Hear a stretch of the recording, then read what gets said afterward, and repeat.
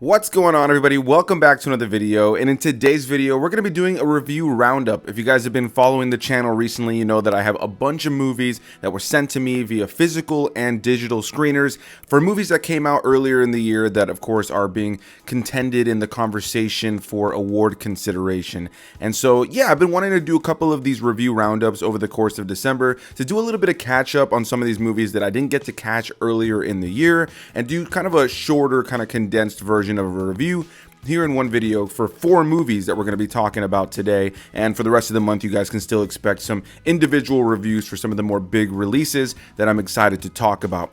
But today we're going to be talking about 4 movies, starting with one I'm very happy to finally have seen, and that movie is called Past Lives. Written and directed by Celine Song, this film stars people like Greta Lee, T.O.U., John Magaro, and some others. And this is an interesting one I really wanted to see, as I heard so much good about it, and it's actually one of the movies that I had tickets to go and see in theaters this year, and unfortunately something came up that day. I wasn't able to go catch my showing of Past Lives, which ended up leading, unfortunately, to me never catching it in theaters. But here I am finally having checked it out, and I'm glad I did, because it instantly became one of my favorite movies of 2023.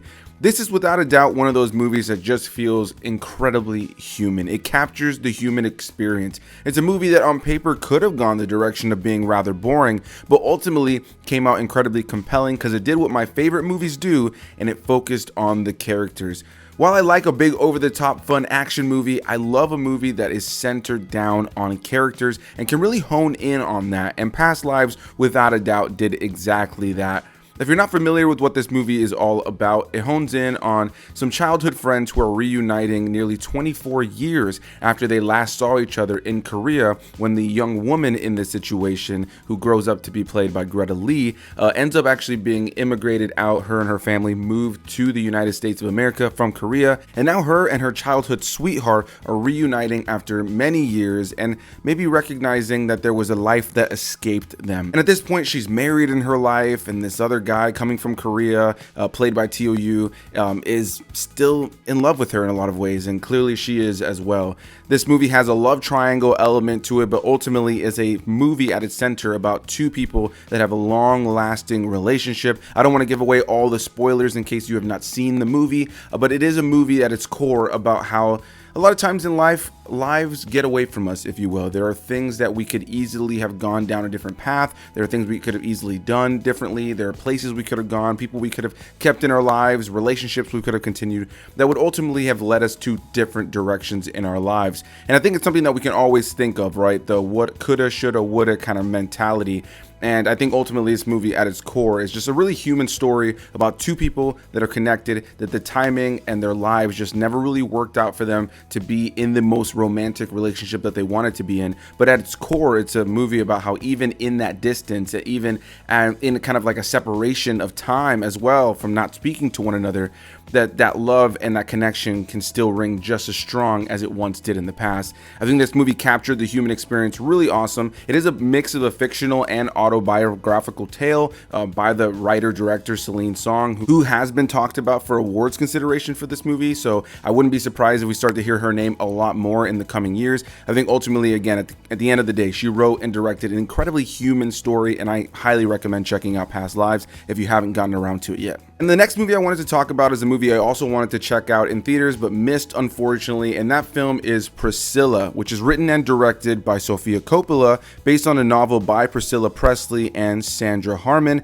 and stars people like Kaylee Spaney, Jacob Elordi, Ari Cohen, Lynn Griffin, and many more, and tells the story of Elvis and Priscilla. I mentioned it in my Letterboxd review that I typed up for this movie a few days ago, that Priscilla and that whole element of Presley's life was always such a weird thing to me. He's this guy who's so beloved even all these years later. There are so many things that, you know, really put him in a nice light. You even look at the movie that came out last year with Austin Butler in the main role, and, you know, the movie is kind of about his coming up, and while it tackles some of his struggles and some of the creepier sides of his life at times, it ultimately isn't really a movie that's about that. And here we are a year later, you have Jacob Elordi playing Elvis, you have Kaylee Spaney playing Priscilla, who, when they first meet, is a 14-year-old girl, and he's already deep into his 20s. He already has success, and here you have this man who kind of grooms and ropes in this young girl to be his little play doll in a way. He didn't even really treat her like a true wife or a true partner in any way, shape, or form. He was obviously very verbally and mentally and physically abusive at times. And I just think overall, without a doubt, it's always been incredibly weird to me that Elvis is such a beloved figure and such a kind of, romanticized individual in the world of entertainment who ultimately had a really dark side to his history that has been known for decades, and of course in recent years has become more and more and more known. So I think a movie like this is definitely important. Now, what I'll say about this film without a doubt is that it's incredibly well made when it comes down to the actual period piece of it, whether it be the costumes that are used, the cars, the locations that are used. The movie does a great job of taking you back to the time of this film, which I believe was in the 50s.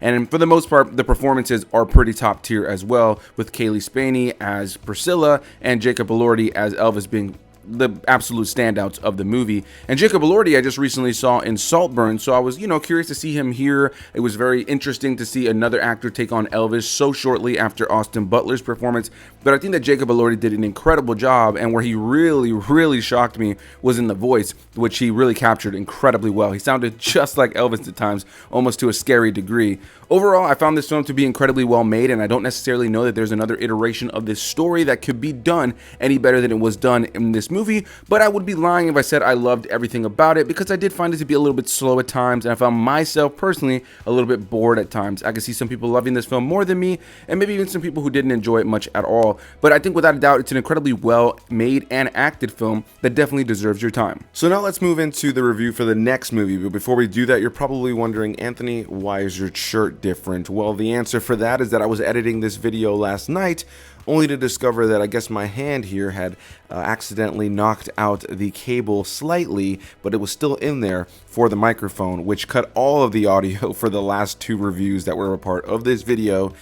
And people were sleeping in my house. I didn't have the time to sit here and do a whole nother video last night, so I decided, let me just sleep on it, wake up in the morning, film the rest of this video, and edit it in. So that's why I'm wearing a different shirt, and that's why my energy might seem slightly different. But without further ado, let's get into the third review for this video, and that is for Infinity Pool, which is written and directed by Brandon Cronenberg and stars people like Alexander Skarsgård, Mia Goth, Cleopatra Coleman, Jaleel Lispert, and many more. And this is a really interesting one because this is also a movie similar to Past Lives that I had tickets for earlier in the year and unfortunately was not able to make my screening, and similar to Past Lives, it was a movie that as time went on, I unfortunately just never got around to checking it out in theaters. And it was one I always wanted to see simply because, of course, you have Cronenberg's son, Brandon Cronenberg, who's directing the film. You have a really star-studded cast, most notably with people like Alexander Skarsgård and Mia Goth, and the fact that the trailers just seemed bizarre and right up my alley.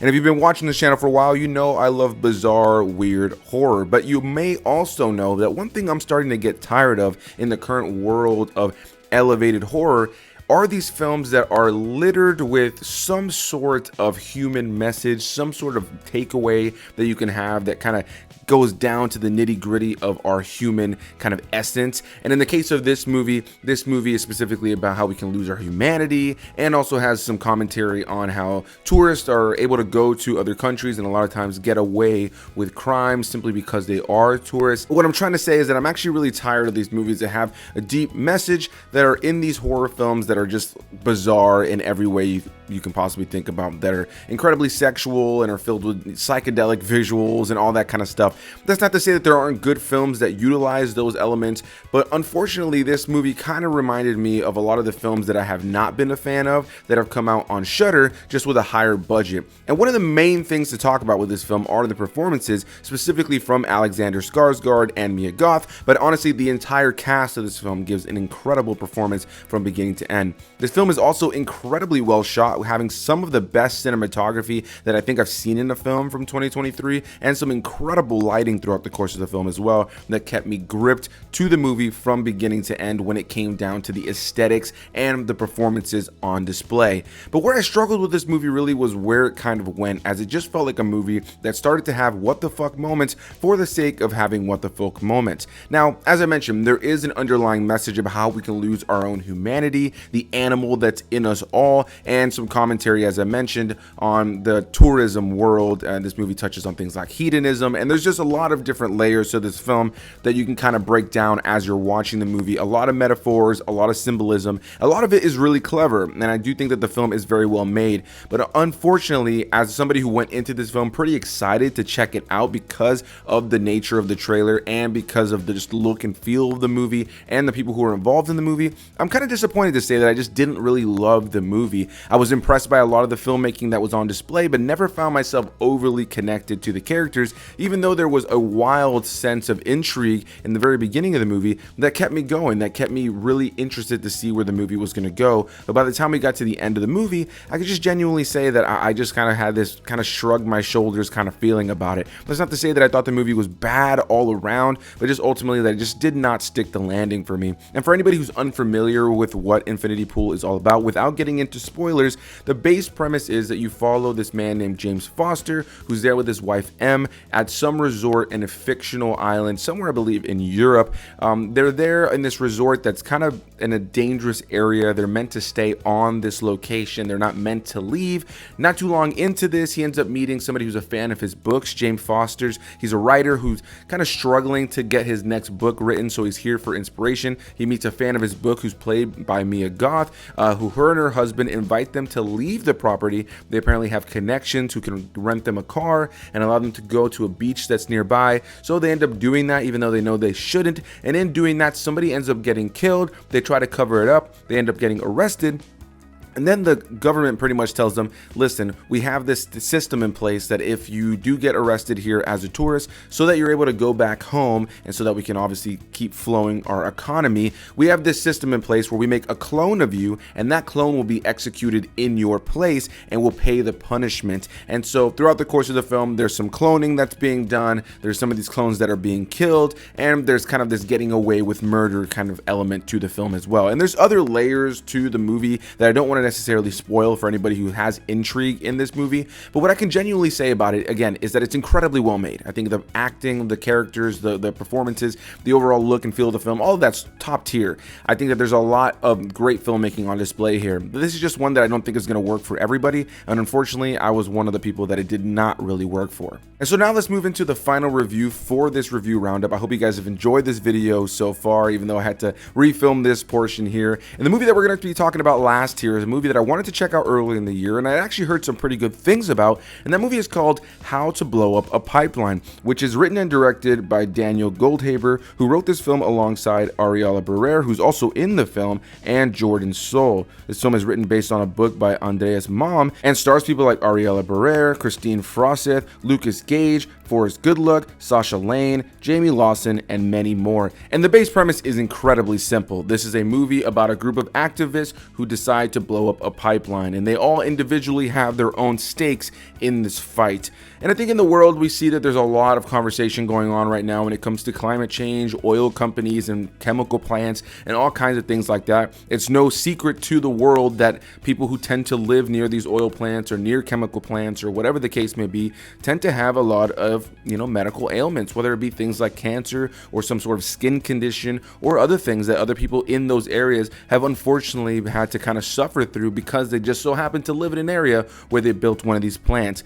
And so all of the characters that we follow here in this movie have their own agendas, they all have their own stakes in this fight, and they have their own ailments that they've had to deal with due to the various plants that are around the world. And so they come together, a group of misfits in a lot of ways that don't really fully know each other, but know each other enough to make things happen, and they decide to go and blow up a pipeline. There really isn't too much more to the story. There isn't really an abundance more that I could spoil. Throughout the course of the film, we get some flashbacks to learn how these characters met and what their stakes are in the fight. But quite frankly, it's just a movie at its core about a group of activists that decide to go and blow up a pipeline, and us seeing them do this. And they're not necessarily the most skilled group of individuals. You got one guy who can make bombs, you got somebody else who's got one other job, you got this person who's got this job, and everybody's kind of got their own role in the mix. And what I can genuinely say about the film is that I thought it was a well acted film for the most part. I found it to be well shot, well put together, and I do think it has a solid solid message that a lot of people are going to resonate with when it comes down to climate change and, you know, being able to actually see activists, you know, taking the fight to the people that they're actually, you know, protesting against. But I can also see that there's going to be a percentage of the audience who rolls their eyes at the premise of this film. What I can say about this movie overall, though, for me, genuinely, is I just was kind of bored throughout it. I didn't ever find myself really attached to the characters or their cause. I could definitely feel for the characters that were going through hardships because of these plants. You know, it's something we hear about in real life, and I'm always heartbroken to hear about anybody who ends up having their life ruined, you know, due to all these different plants and all these different things that are built around them that they have no control over. I think that there's a lot that I always feel for when I hear these stories in the real world. And with this movie, it's one of those things where it feels like I should have felt more emotionally connected to the characters, but by the time we came to the end of the runtime, I can genuinely say I didn't care about the characters. I didn't care about what was going on in the movie. I didn't really care for their stakes, really. And it's not because I didn't care about what the real people in real life are dealing with in these situations. I just don't feel like the film was really paced in an all that exciting or interesting way. I never really found myself invested in the characters. And by the time we got to the end of the movie, I could just genuinely say that I found most of the characters to be kind of annoying and the performances to just be okay. I don't really think there was anything on a screenplay or script level that really elevated this movie for me, and I don't really think it's a movie that a year from now I'm really going to look back on and think of.